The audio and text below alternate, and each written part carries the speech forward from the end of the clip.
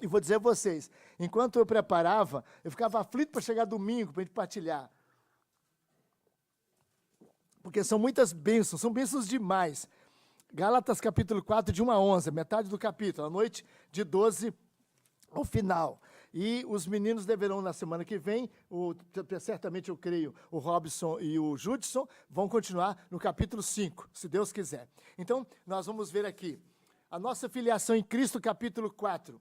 Digo, pois, durante o tempo em que o herdeiro é menor, em nada difere do escravo, posto que o herdeiro, o filho, é senhor de tudo, mas está sob tutores e curadores até o tempo predeterminado pelo pai. Assim também nós, quando éramos menores, estávamos servilmente sujeitos aos rudimentos do mundo. Vindo, porém, à plenitude do tempo, Deus enviou seu Filho, nascido de mulher, nascido sob a lei, para resgatar os que estavam sob a lei, a fim de que recebêssemos a adoção de filhos. E porque vós sois filhos, enviou Deus ao nosso coração o Espírito de seu Filho, que clama, Abba, Pai. De sorte que já não és escravo, porém filho, e sendo filho, também herdeiro por Deus.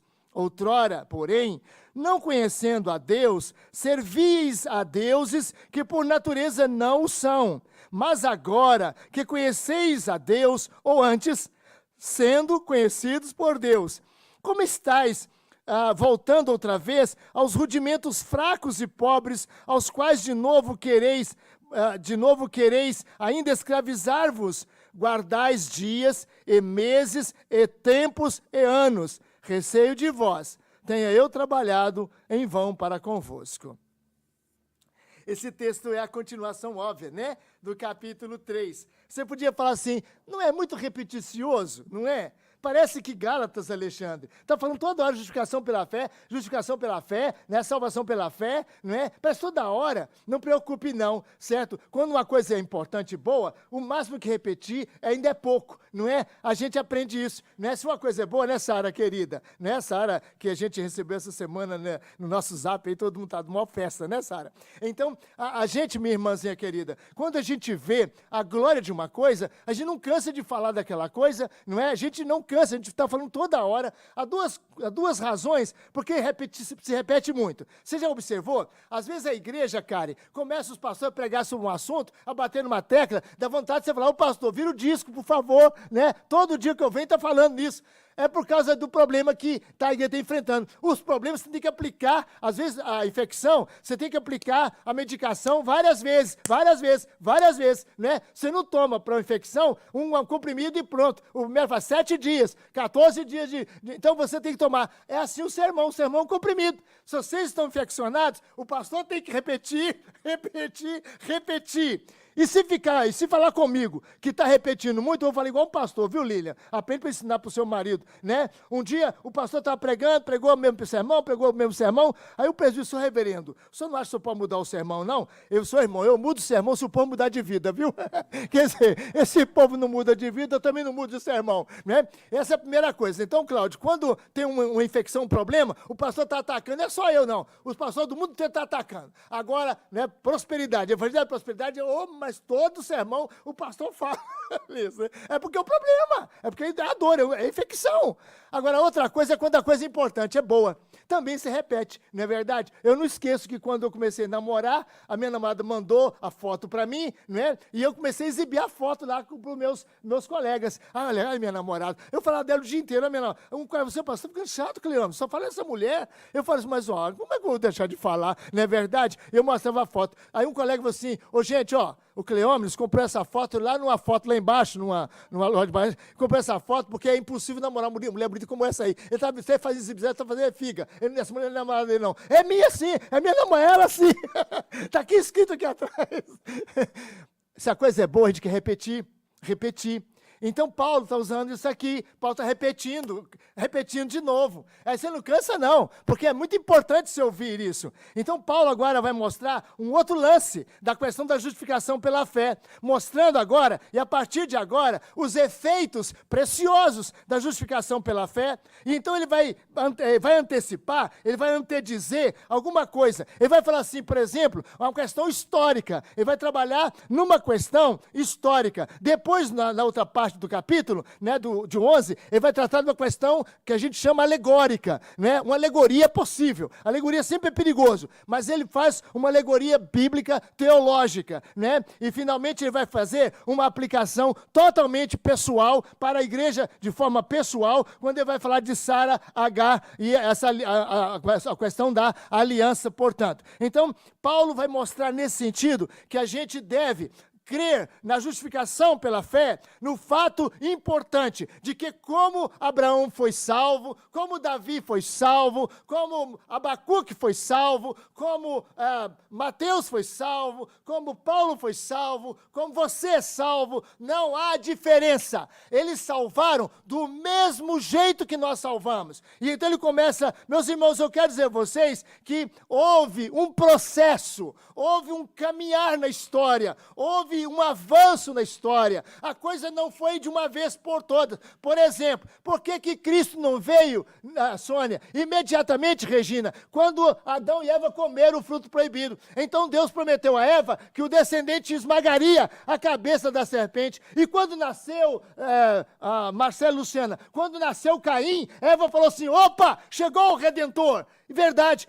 Todo mundo que interpreta o texto do nascimento de Caim, Eva fala assim, eis que recebo um varão da parte de Deus. Eva pensava com toda certeza que Caim era Jesus, era o prometido, mas não era, pelo contrário, ele matou seu irmão, entende? Quer dizer, aí veio as consequências. Aí você pergunta, né, Paulo, por que Jesus não veio então, imediatamente nasceu de Eva e já resolvia o problema? Nós não sabemos. Quando chegar no céu, quem sabe até perguntar, eu não sei, mas talvez lá também não vão ter interesse, porque é tão glorioso lá que essas coisas não vão nos incomodar. Mas de qualquer maneira, Deus quis fazer dentro do alvo dele, do seu plano glorioso, mostrar a sua glória. E para que mostrasse a sua glória, então Deus encerra todo sobre o pecado, para que o mundo possa crer, para que o mundo possa ver quão poderoso é o Senhor. Deus erradicaria, Deus haveria de fazer uma obra que começou com um anjo, que na verdade se rompe com Deus, um anjo que veio à terra e que então desvia a humanidade. Não é por acaso, não é por surpresa, Deus não foi pego de surpresa, tudo estava nos decretos dele, no decreto perfeito, no decreto santíssimo, no decreto justíssimo, porque Deus é santo e não faz nada de errado. Então Paulo vai dizer, olha irmãos, então Deus encerrou toda a humanidade sob o castigo, porque merecia toda a humanidade. O homem foi criado livre para decidir se haveria ou não de seguir o Senhor, de haveria ou não de responder à bondade de Deus. Adão tinha livre arbítrio, ele podia decidir e continuar, e Deus, vamos dizer assim, entre aspas, corria o risco de deixar a sua criação, o homem, sua imagem e semelhança, tomar a decisão, mas Deus assumiu o risco, mas Deus disse, não, eu decreto além disso, e ele é responsável por não me querer. Adão era o único homem da terra, o único que teve o livre-arbítrio. Para ter livre-arbítrio, você tem que saber tudo. Dimas, presbítero amado, um juiz do campo de futebol decidiu o que acontece. Está decidido. Por que o juiz do campo de futebol é a palavra final? Porque ele sabe mais do que todo mundo. O juiz é quem sabe mais do que todos. É por isso que ele tem o poder de decidir. Porque o arbítrio, a pessoa para ter arbítrio, ele tem que saber todas as coisas daquilo que de fato concerne o que ele vai decidir. Daí o homem não pode ter livre-arbítrio, Júnior. Não pode, Lucas. O homem não tem condição de ter livre-arbítrio mais. Depois da queda, a mente do homem foi corrompida. O pensamento, e aí ele fala, não, eu decido por Jesus. por Jesus nada. Você não decide, você decide pelo seu bem. Sabe que Jesus te abençoa, Jesus dá um carro novo para você, Jesus dá uma casa para você, Jesus dá uma mulher, resolve seus problemas. Fala, eu decido porque decide nada. Você decide é por você. Nós não temos livre-arbítrio, irmãos. Então Paulo encerra tudo e ele vai mostrar que por causa desse estado que o homem caiu, o homem então se atarracou, se agarrou aos rudimentos elementares deste mundo. Ele vai dizer aqui, porque outrora nós estávamos servil, escrava, de maneira escravizada, sujeita aos rudimentos do mundo. Ou seja, aqui está dizendo o seguinte, então, quando o homem caiu, ele começou a procurar, Liana, o caminho de volta para Deus, Alexandre. O caminho de volta para Deus. E aí, o que ele fez? Querendo chegar a Deus, ele se agarra, Eutália, ele se agarra aos rudimentos, sabe? Ou seja, ele quer chegar a Deus por meio dele, pelo recurso dele. Ele quer ter a honra de chegar no céu e falar, eu mereci esse lugar aqui, eu vou entrar aqui. Quando ele tocar a campainha e Cristo abrir a porta e falar assim, e aí? Assim, eu vim aqui reivindicar o meu lugar. É só aprender por televisão, né, Marcelo? Só aprender por televisão. Reivindica! Você não tem que pedir a Deus não, Karen. Você tem que pedir a Deus não, São José. Você tem que reivindicar. Isso é ensinado pelo demônio. Sabe por quê? A gente reivindica o que é de direito da gente. E o que é de direito seu é inferno. É isso que é seu direito. A Bíblia fala que todos pecaram e carecem e estão destituídos da glória de Deus. O que você merece é o inferno. Não sou eu que estou dizendo. A Bíblia fala que Deus encerrou todos sob a lei, todos sob o pecado. Paulo escreve em Romanos 3, repetindo Isaías 59, onde ele fala, não há um justo, não há nenhum sequer. Todos se extraviaram e a uma se fizeram inútil. Todos fizeram-se inúteis. Não há quem faça o bem, diz o apóstolo Paulo, ou Isaías, ou o Espírito Santo na boca deles. Não há quem faça o bem. Não há nenhum sequer. Então, acabou. Adão tinha, mas nós não temos. Nós estamos presos. E aí nós tentamos voltar para Deus fazendo sacrifício. As igrejas que ensinam o sacrifício, tem mais gente dos homens, sacrifício dos homens. Irmão, você tem que jejuar, você tem que orar, você tem que santificar, você tem que fazer isso para conseguir a salvação, a glória de Deus. E aí a igreja começa a fazer, sabe, Joelma, uma quantidade, Marquinhos, uma quantidade de exercício, de liturgia, de ritos, sabe? E não só as igrejas, mas o mundo inteiro. Você vai lá na Índia, ou você vai em qualquer outro lugar, as pessoas começam a flagelar, jogar coisa no ombro, e sangue sai, e as pessoas, sobe escadaria de joelho, faz promessa, guarda dias, faz sacrifício. Eu estava evangelizando uma espírita ali em São Paulo. Ela falou para mim, pastor, eu estou me convertendo ao Senhor Jesus, o Senhor está me convertendo a Ele, e eu estou louvando o nome do Senhor, porque eu fiz uma promessa ao meu orixá, que nunca mais a minha família ia comer carne vermelha. Havia 20 anos que eles não comiam carne vermelha, a família toda, pela promessa da mãe de santo, ela era uma mãe de santo, pela promessa dela. Nunca mais eles comiam carne vermelha, só carne branca, por promessa a orixá, para salvar a alma deles. Para evitar o karma de sofrer consequências do outro lado da vida, porque ia reencarnar. E ela veio a Jesus, e ela falou, que glória, que liberdade, que bênção, que maravilha eu tenho no meu Salvador, que maravilha você tem em Jesus. Você pode comer de tudo, Liana, em gratidão. Você agradece o seu alimento e come tranquilamente, dá glória ao Senhor Jesus. Mas tem gente que tem pavor, que não dorme à noite porque comeu. Tem gente que não dorme à noite porque, não guardou direito. Tem gente que não guardou o sábado. Então essas pessoas são mas Paulo chamou isso de rudimento do mundo.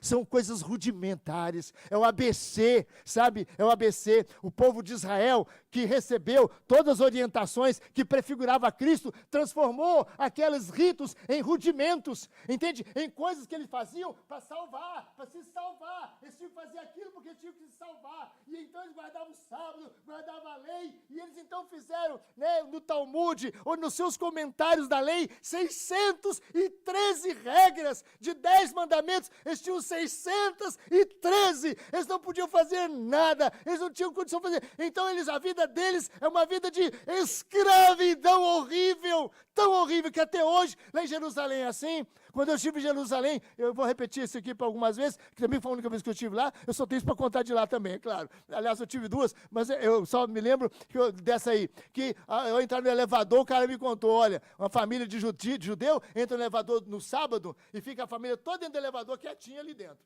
entendeu? Ali, a porta aberta, fica quietinha ali. Eles não tocam no apartamento, no andar, não tocam, porque é proibido fazer a máquina funcionar no sábado. E eles ficam ali dentro esperando chegar um gentio, um gentio, né? Aí você entra lá, você é gentio, você não é judeu, eles falam, por favor, aperta o 5 para mim. Aí a pessoa aperta o 5 e ele sobe. Entende? Porque eles são proibidos, né? O Quinerê de Israel estava numa grande confusão, que era a Assembleia dos Deputados de Israel, chamado Quinerê. Estava numa confusão porque um brasileiro tinha pedido uma licença para fazer uma pocilga em Israel. Entende que ele queria criar porco, ele tem um restaurante lá em Israel, quando os brasileiros vão lá, quer comer carne de porco. Então, mas Israel não pode, de maneira, cultivar isso, ter isso, carne de porco de maneira nenhuma. E aí começou o debate no Quinerê, como é que vai atender o brasileiro. Aí, Alexandre, olha que inteligente o judeu, né? Não vão perder o imposto de jeito nenhum, né? Mas vamos fazer o seguinte, eles vão fazer a pocilga 1 metro acima da terra santa de Israel. 1 metro acima, faz a pocilga ali, né? Os detritos dos porcos, a sujeira, cai num tonel, e que aquele tonel é colocado e vai para a Síria. Jogar lá, entendeu? Se os brasileiros fizerem assim, pode criar o porco de Israel. Mas criar 1 metro acima. Quer dizer, que isso tudo meus irmãos, tudo isso nós chamamos de rudimento.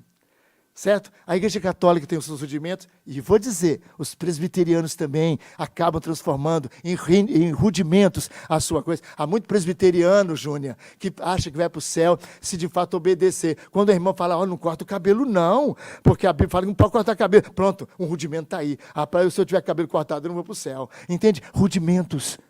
Isso escraviza as pessoas. Reinaldo, uma pessoa que está com essas coisas na cabeça, ela não tem paz. Porque ela sabe que não faz o perfeito, ela não sabe, mas quando Mércia, ela descobre, minha irmã, que quem salva é Jesus, que somos justificados pela fé somente, que quando eu creio, o meu Redentor passa para mim todo o seu crédito, e eu estou seguro e salvo por Jesus Cristo, eu estarei indo para o céu, pela graça do meu Deus, pela graça somente do Senhor. Aí Paulo fala, neste momento, nós passamos à maturidade. Deixamos de ficar sob a escravidão dos rudimentos deste mundo, entende? Porque a criança judia tinha lá o seu tutor, né, o seu aio, que cuidava dela até naquela idade que o pai falava, até 12 anos, meu filho vai ficar, você vai cuidar. E às vezes o tutor era bravo, sabe? Machucava, arrebentava a criança, usava de força, entende? E não podia falar para o pai. Então era mais ou menos como você vê aqui no Brasil, os empregados com algumas crianças aqui no Brasil, né? Você deixa as suas crianças com a empregada, está tudo bem, né? Alguns pais já estão colocando câmera dentro de casa, né? Porque não confia, não pode confiar, né? Está assim a situação. Mas era assim. Aí, Paulo fala que Deus, então, estabeleceu a lei, os ritos, tudo foi feito por Deus, só que o povo judeu acabou transformando aquilo em rudimentos, entende? E se escravizou aquilo. E aí, o povo perdeu a graça da esperança da salvação. Mas não vão esquecer, não. Eles foram salvos pela graça. Apesar disso, a maturidade veio com Cristo, veio para nós. E vindo a plenitude do tempo, diz Paulo, então Deus enviou seu Filho. Olha que maravilha. E aqui, Luciano, e aqui, Rafael, quando fala que Deus enviou seu Filho, você envia o que existe. Concorda? Concorda? Quando fala Deus enviou seu Filho, cara, Deus enviou seu Filho, São José. Deus enviou seu Filho, Judson. Quando fala Deus enviou seu Filho, está dizendo que Ele enviou o que existia. Então isso pressupõe que Cristo é eterno, que Jesus existia antes de entrar no ventre da Virgem Maria. Então, antes disso, Deus enviou. Quando fala que Deus enviou, pressupõe que Jesus existia. E lá da glória, e lá do conselho da eternidade, do conselho da Santíssima Trindade, a Santíssima Trindade define que em Deus único e verdadeiro, que o Filho agora vá. E aí a Bíblia fala, vindo a plenitude do tempo, olha a Nama, olha que coisa boa, Nadir, vem a plenitude do tempo, Natália, corista mais novinha do coral aí, né? Vem da plenitude do tempo, Natália, Deus envia o seu filho nascido de mulher. Engraçado, não é, Iris? Que não foi nascido de Maria. Paulo não fala nascido de Maria, interessante esse detalhe, né? Fala nascido de mulher, ele generaliza, quer dizer, é nascido da raça humana, nascido de mulher significa nascido da humanidade, mas não colocou Maria, não. Ele falou nascido de mulher, para dizer que Jesus recebe uma natureza humana, recebe uma natureza real, verdadeiramente humana. O Filho de Deus agora tem, Cris, duas naturezas, uma só pessoa, duas naturezas, a divino, que foi enviada, e agora a natural, que é humana, que é o homem, né? Jesus Cristo, o homem, ele agora também. Então, o Filho de Deus tem essas duas naturezas gloriosas e benditas, vindo à plenitude do tempo. Que seria a plenitude do tempo? Eu, com licença dos meus nobres alunos aqui, particularmente, eu não sei se poderia chamar romanticamente, mas eu considero, também, um pouco suportado por alguns comentaristas também, eu pude observar, que eu creio assim que Deus fez no tablado do jogo, Deus montou o jogo direitinho. Deus fez como ia acontecer, Paulo, como ia acontecer. Vindo à plenitude dos tempos, é claro que está nos arcanos de Deus, que Deus resolveu. Deus não mandou logo depois que Adão caiu, nasceu Abel, esse é o Cristo, não. Deus falou, vindo à plenitude, então viria o tempo completo, o tempo da eternidade programado, o tempo da eternidade que Deus pré-ordenou, em que os escolhidos fossem todos, né, estados, mas a plenitude do tempo também é relacionado ao ambiente que Jesus encontra. Aí, o que acontece naquela circunstância, Fred? O que acontece, Bárbara, naquela circunstância? Acontece o seguinte, que quando o povo de Deus estava lá exilado, ou quando o povo de Deus estava em Israel, Nabucodonosor chegou e tomou a cidade, destruiu o templo e exilou os israelitas. Naquele período, a gente vê que a cabeça de ouro do sonho do Nabucodonosor, que havia uma estátua que tinha a cabeça de ouro. A cabeça de ouro era Nabucodonosor, a primeira hegemonia internacional. Foi a primeira vez que o mundo todo foi governado por um homem de uma maneira lata e completa. E esse rei chamou Babilônia. E é interessante que Apocalipse, capítulo 17, fala que o último império, Alexandre, que vem antes de Jesus, vai chamar Babilônia. Terá a mesma característica da Babilônia, aquela Babilônia, que era mágica, magia, imagem. Olha só, tem hora que eu penso que isso está para voltar, Cristina, porque você observa agora, né, Marcelo? Hoje nós vemos na imagética, né? Todo mundo tem celular, todo mundo tem tablet, todo mundo tem computador, a imagem. Babilônia era o reino da imagem. E agora o último reino que vem esse Cristo é o reino da imagem. Pois bem, aí Babilônia é a cabeça de ouro. Mas o profeta disse que o rei sonhou com o peito de prata. E em seguida, no reino de ouro, quando a cabeça de ouro foi colocada, o que aconteceu, Sônia? Aconteceu, meu irmão precioso Tiago, aconteceu que a religião, Arthur, judaica, espalhou para todo mundo, porque quando Nabucodonosor invadiu Jerusalém, os judeus tiveram que ser espalhados. E espalhando os judeus pelo mundo inteiro, sabe o que aconteceu? O mundo passou a conhecer uma religião monoteísta. Certo? Uma religião que tinha profetas e que tinha um texto bíblico. Então, os judeus espalhados abriram sinagogas no mundo inteiro. Então, o mundo todo começou a ver que havia a religião de um Deus único. Então, Deus começou a preparar. Em seguida veio o peito de prata, né, no reino, portanto, que era dos medo-persas, né, prata, persas. Aí vem o reino grego. Quando vem o reino grego, aí o que acontece? Aquele homem Alexandre, que era filho de Filipe II, né, da Macedônia, que tinha um reino tamanho aí de Alagoas, um reino do tamanho do estado de Alagoas, só que ele, por providência divina, ele descobriu as crenídeas, as famosas minas de ouro. E aí ele começou, nas minas de ouro, ele começou a comprar o mundo. Ele entregou, aí Filipe II entregou para Alexandre, e Alexandre, inteligentíssimo, ele preparou o maior exército, ele comprou reinos, e foi comprando reinos, e quando ele tinha 33 anos, mais ou menos, ele sentou na rua de Atenas, e ele chorou, e alguém perguntou a Alexandre, o Magno, por que estás chorando? Ele disse, porque acabou, eu não tenho mais nada a conquistar. Eu conquistei o mundo. E então ele espalha a cultura grega. E aí o mundo todo, Irene, começa a falar em grego. O mundo todo fala o grego. Se você foi em qualquer canto de Jerusalém quando Cristo nasceu, se você fosse por qualquer canto em Londres, se você fosse em qualquer canto desse vasto mundo daquela época, daquele mundo, em todo lugar falava o grego, como hoje se fala o inglês. Todo mundo falava o grego. Então, olha só, uma religião única, uma língua única. Agora o mundo inteiro. Agora o Novo Testamento vai ser escrito em qual língua? Grego. Olha só, grego, que era a língua oficial. Hoje um documento internacional, para a ordem internacional, está escrito em inglês. Você não vai fazer um documento internacional, né, doutor Arthur? Você não vai fazer um documento internacional se não for em inglês. É uma exigência internacional. Naquela época, qualquer documento que se preza, que tem valor, tem que ser escrito em grego. Por que o Novo Testamento foi escrito em grego? Porque era a língua oficial do mundo. Então agora tinham respeito. O Novo Testamento foi escrito em grego. E aí, observe bem, os gregos caem, não é? E um pouco antes, 160 a.C., os romanos fazem um convênio com o Egito, e os pés de barro da estátua, que foi lá no sonho do profeta Nabucodonosor, interpretado por Daniel, o pé era de barro, cara, e misturado com ferro. E era o reino da Roma, o reino de Roma. O Império Romano se misturou com o Império Egípcio, entende? E aí, os pés de barro misturado com ferro. Nisso, uma pedra sai sem mãos humanas, um milagre sobrenatural. Sem mãos humanas, a pedra sai de cima e atinge a estátua nos pés. Quando os pés é o período que agora os romanos estão controlando, Jesus nasce. E aquela pedra esmiuça aquela imagem, o reino do mundo é destruído. E aquela pedra vai crescer e encher o mundo inteiro, o cristianismo.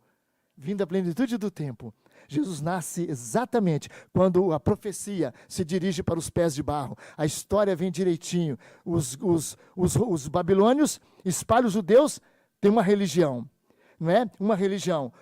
A Grécia cresce no mundo inteiro, tem uma cultura, uma língua. E os romanos dominam o mundo inteiro, tem uma política. A política romana, a Pax Romana, controlou o mundo inteiro. Você podia viajar para o mundo inteiro seguro. Você ia de Roma a qualquer lugar do mundo, através das vias romanas, por exemplo, a Via Ápia, as vias eram protegidas por policiais. Entende? O evangelho, então, agora tinha estradas. O que acontecia em Roma num dia, quase no outro dia, sabia-se lá em Londres, Londres, né? Lá em Londres já sabia, porque os ginetes, os cavaleiros, os correios corriam em segurança para levar. Então, Roma tinha uma política. Roma era a melhor política que existiu, entende? As leis romanas são exemplo até hoje no mundo inteiro. Então, vindo à plenitude do tempo, Paulo, vindo à plenitude do tempo, Deus envia seu Filho. Jesus nasceu, Celina, na hora certa, no tempo certo, quando o mundo estava todinho preparado para a redenção, para a vinda do Filho de Deus. Vindo à plenitude do tempo também, é lógico, vindo o que Deus chama na sua glória infinita de momento da salvação. Então Jesus vem, aparece, encarna-se e o nosso Redentor chega. Agora, o que é passado é passado. Os rudimentos do mundo vão acabar em Cristo. Cristo agora assume nele tudo que Israel era. Todos os ritos, Jesus assume nele. Jesus agora é o novo Israel. Não temos mais necessidade de falar, come isso, não come aquilo, e tal, vamos comer aquilo para a gente salvar. Não, acabou tudo isso. Porque Jesus obedeceu, resumiu tudo nele. Assim, nós não fazemos nada para ser salvo, né, Sara? A nossa salvação, minha irmã, foi completa no Filho de Deus. Quando você crê em Jesus, você está salva. Mas pastor, eu peco. Mas ele pagou os seus pecados. Você peca porque você não quer pecar mais, depois de convertida, não é? A pessoa convertida não vai pecar mais, porque ele não quer pecar, porque ele sabe que pecar é ofender ao seu Deus, que ele ama, que amou a ele e que deu a vida por ele. Ele não quer mais que Jesus sofresse, digamos assim, que, se fosse o caso, pelos seus pecados, mas Cristo uma vez por todas morreu pelos nossos pecados. Veio a plenitude do tempo, na hora certa, Cristo veio ao mundo para poder fazer, Regina, a nossa redenção. Então Paulo fala, e agora, por causa disso tudo, Deus cumpre a promessa a Abraão. A promessa de Abraão, Davi. Qual é a promessa de Abraão? E eu querendo falar da promessa de Abraão hoje, depois de estar bastante sobre a promessa de Abraão, eu resolvi abrir o internet no Google e falar o que é a promessa de Abraão. Meus irmãos, eu descobri que tem livros sobre a promessa de Abraão, e tem promessa de Abraão que não acaba mais, entende? Mas todas as promessas de Abraão, Alexandre, todas as promessas de Abraão, Lucélia, sabe o que é? Sabe o que é, Wesley? Toda a promessa de Abraão é prosperidade, entende? Abraão era rico. Então, a Deus prometeu uma terra para Abraão. E Deus promete a você, irmão, que é crente, uma terra. Deus promete a você terra mesmo, tem chão mesmo. É isso aí, irmão. É isso aí. Irmão, prosperidade. Mas a Bíblia não fala isso. A Bíblia não diz isso definitivamente. Olha só, versículo 6. Na verdade, olha o capítulo 3. Capítulo 3,14. Olha um pouquinho antes do capítulo que eu li para vocês. 3,14. Para que a bênção de Abraão chegasse a quem? Quem são os gentios? os que não são judeus, mas também os judeus, mas também eles. Mas chegasse também os gentios. Porque a promessa foi dada aos judeus, foi dada a Abraão. Para que a bênção, olha 3,14, abriu 3,14? Abriu aí, não, mas abriu direitinho aí, todo mundo aí. Olha aí, Natália. Para que a bênção de Abraão chegasse aos gentios em Jesus Cristo. Quer dizer, Jesus Cristo é a promessa cumprida. Mas quando essa promessa, essa bênção chamada Jesus Cristo chega, diz assim, a fim de que recebêssemos pela fé o Espírito prometido. Então, quando Deus prometeu a Abraão a terra, quando Deus prometeu a Abraão a descendência, quando Deus prometeu a Abraão aquelas bênçãos, Deus está prometendo duas coisas. Duas coisas. Era a terra, a descendência tomada pelo Espírito Santo, a terceira coisa. E é interessante que Lucas termina o Evangelho da seguinte maneira. Lucas termina o Evangelho, Bárbara, falando assim, que Jesus fala assim, então permanecei na cidade, até do alto sejais revestido, porque essa é a promessa do meu Pai, permanecei. E aí Lucas capítulo 1, Evangelho de Atos capítulo 1 fala, e o povo estava lá aguardando o cumprimento da promessa, e eis que o Espírito Santo desceu sobre a igreja, e então o Espírito Santo é a promessa de Deus a Abraão. Meus irmãos, é isso que você, Regina, herda, e esse é o bem maior, minha irmã, mais do que carro, mais do que casa, mais do que emprego, mais do que marido, mais do que bens deste mundo, mais do que qualquer coisa, Marcelo. O que você precisa não é dessas coisas que ficarão aqui. O que você precisa é do Espírito Santo de Deus.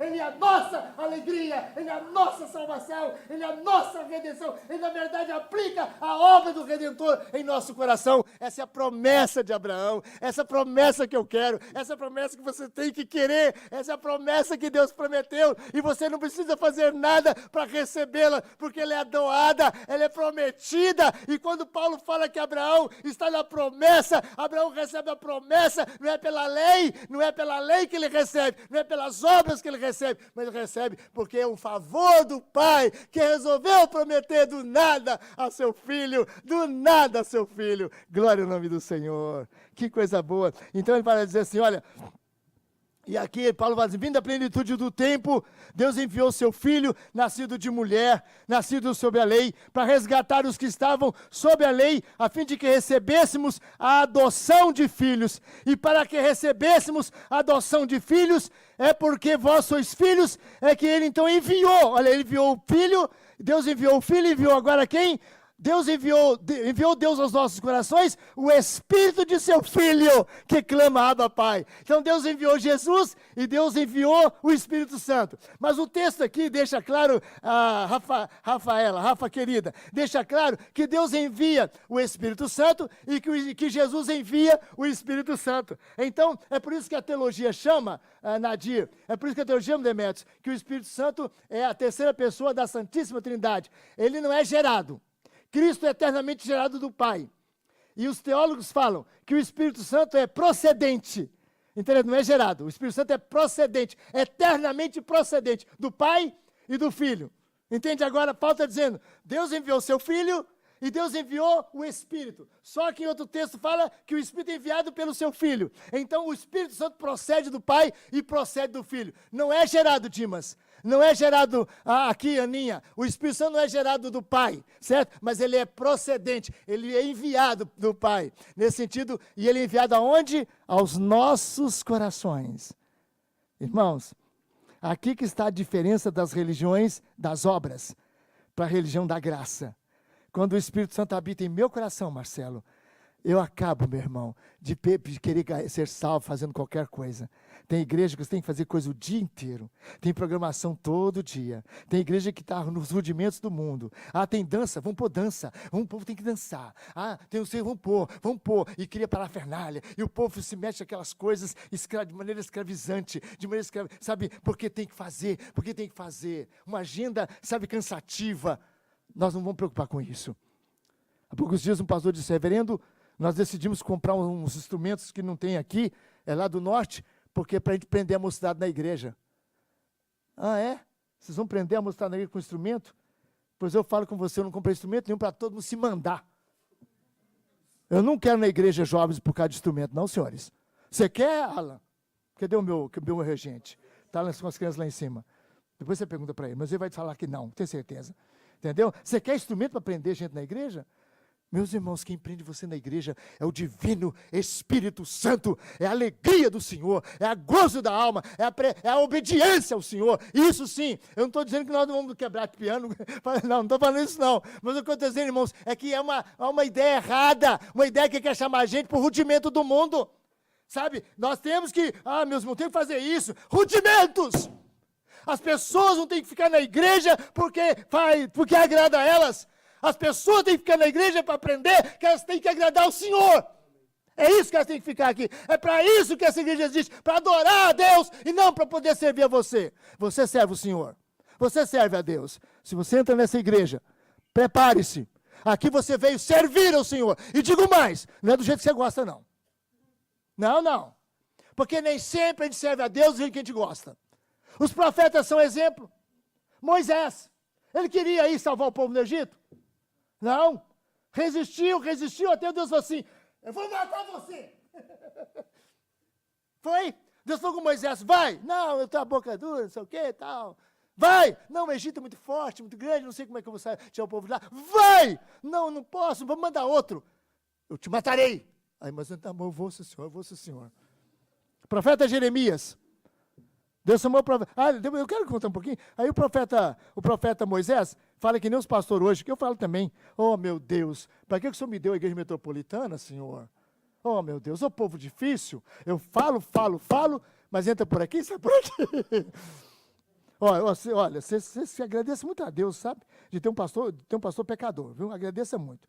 Se eu não fosse um pecador, eu brigava com vocês muito mais do que brigo.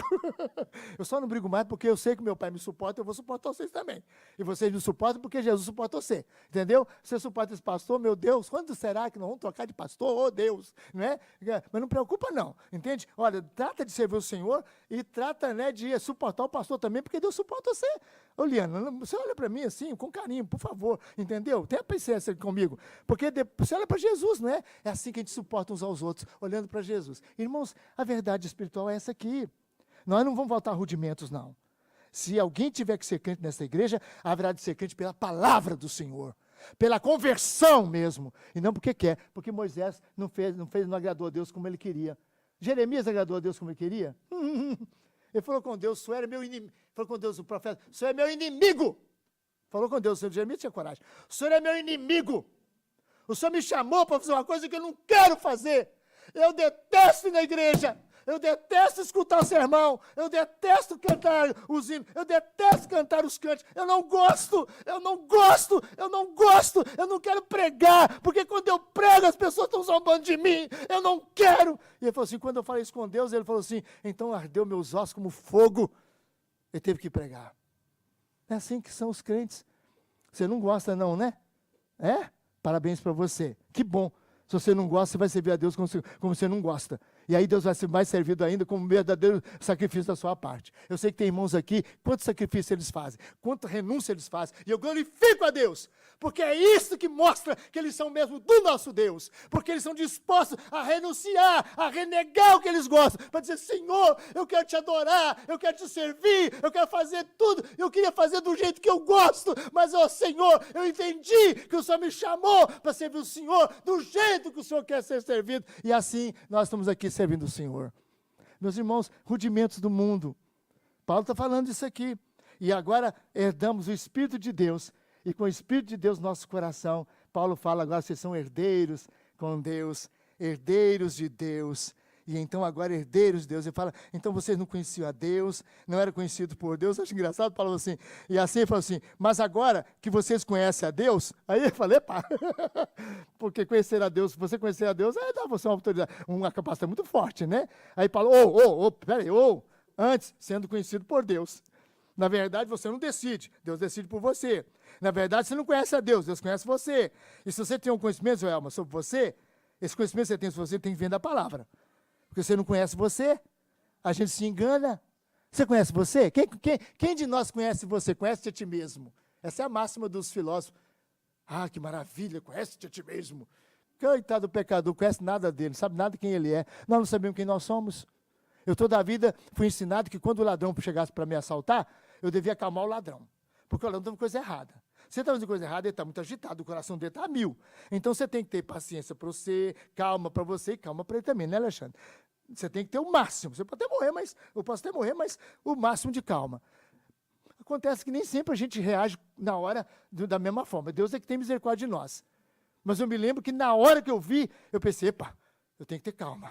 Entende? Calma para passar calma para ele. Entendeu? E eu só, fica calmo, cara. Olha, a chave está aqui, isso aqui é a chave, né? Está com o revólver? A chave é sua, tranquilo, fica tranquilo, tá? A chave está com você. Se Deus quiser que o carro volte, vai voltar. Se é Deus, como acabar voltando mesmo. Então, tudo bem, certo? Aqui está a chave.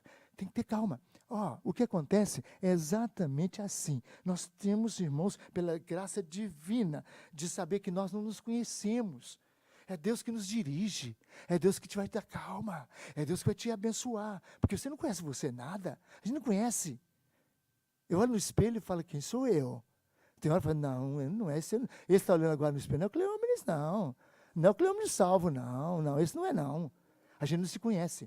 Então, meus irmãos, nós somos conhecidos por Deus. Então, Paulo fala, e agora fomos levantados, fomos crescidos, e Paulo fala, irmãos, eu estou preocupado com vocês, vocês estão voltando de novo aos rudimentos. Tem igreja, viu, Marcelo? Você deve conhecer bastante. Você é um homem de estrada boa, tem pneu gasto para essas igrejas, pela graça de Deus, como também eu, né? A gente está vendo aí, meu irmão. Não precisa nem sair de casa, não, só ligar a televisão. Você vai ver a quantidade de gente que voltou para o rudimento do mundo. Ontem alguém postou no meu Facebook lá, o Romildo me mostrou, tem uns dias que eu não vejo, que eu estava viajando. Aí cheguei lá, Romildo, vem cá, Cleómenes. Colocaram um post lá que eu fiquei horrorizado, de uma igreja que o pastor faz assim, o pessoal rodopia, vem em cima do púlpito, é uma confusão dentro da igreja. Meu Deus, rudimentos do mundo, isso não está na palavra de Deus, rudimentos do mundo. O Alan chegou aqui, vou perguntar a ele. Ele não sabe, mas eu procuro você perguntar. Eu falei com a igreja aqui que rudimentos do mundo é quando a gente quer fazer um culto, quer fazer um negócio, para o povo de Deus ficar preso na igreja, os jovens. Então vamos fazer assim, colocar dança aqui na frente, vamos colocar instrumento e tal, para segurar os jovens. Aí eu perguntei a você, você concorda com isso? E eu já sabia que você ia falar, não. De jeito nenhum, não é? Por quê? Porque quem tiver que entrar aqui vai entrar salvo, convertido, transformado, obediente à palavra de Deus, submisso às autoridades da graça que Deus coloca aqui. Amém. Concorda? Então, irmão, já perguntei, viu? Vamos orar. Senhor, muito obrigado por tua palavra. Muito obrigado porque Paulo retorna uma vez mais a glória inefável de dizer para nós que Abraão foi salvo pela fé. Moisés foi salvo pela fé. Davi foi salvo pela fé. Os profetas foram salvos pela fé somente, foram justificados, porque o Cordeiro que havia de vir, tiraria o pecado do mundo, conforme João, o último profeta, falou. Deus, muito obrigado, porque nós fomos desse grupo precioso do Senhor, que fomos, ó Deus, recebidos na plenitude dos tempos, em que Jesus veio e pagou o preço por nós, e pagou na cruz e morreu em nosso lugar. Nós te louvamos porque nós somos justificados, e nós temos uma vida transbordante, livre, uma vida que não fica mais, ó Deus, sob a escravidão dos rudimentos deste mundo. Não toques aquilo, não faça aquilo, não beba isso, não beba aquilo. Não, Senhor, isso para nós é do passado. Aleluia, nossa vida é livre no Senhor, porque agora o Espírito do Senhor habita em nós e Ele ministra na nossa vida a liberdade. Conhecereis a verdade, Jesus, e a verdade vos libertará. E nós somos livres, Jesus, livre para te servir. A gente não vive mais numa cadeia, a gente não vive mais numa camisa de força, Senhor. Não vivemos mais assim, não vivemos mais a igreja porque somos obrigados. Essa igreja aqui não vem aqui porque tem que vir. Não, Senhor, esse povo vem porque te ama, porque o Senhor propicia, o Senhor abençoa, o Senhor abre a porta para ele vir aqui. E obrigado porque o Senhor dá força, o Senhor dá graça, Senhor, o Senhor dá bênção aos meus irmãos para poder vir aqui te adorar. Eu te agradeço, Pai, pelo meu irmão que trabalhou hoje até 2 da madrugada, ó Deus, quase 3 da madrugada, mas está no culto agora de manhã, está adorando o Senhor. Eu te peço, abençoe esse meu irmão com a tua graça, Senhor, e que ele seja forte, e que o Senhor restaure a energia dele hoje, para quando ele voltar para o trabalho, ele esteja mesmo alegre, fortalecido no Senhor. Ó Pai, fica com a tua igreja, abençoa os enfermos, abençoa os necessitados, abençoa os desempregados, necessitados, abençoa os que estão carecendo da ajuda. Senhor, ajuda os que podem ajudar, de maneira que, Pai, essa igreja seja uma igreja irmã, e que os irmãos, ó Deus, estendam a misericórdia uns para com os outros, de maneira que nós ajudemos uns aos outros no amor de Cristo, para a glória do Senhor.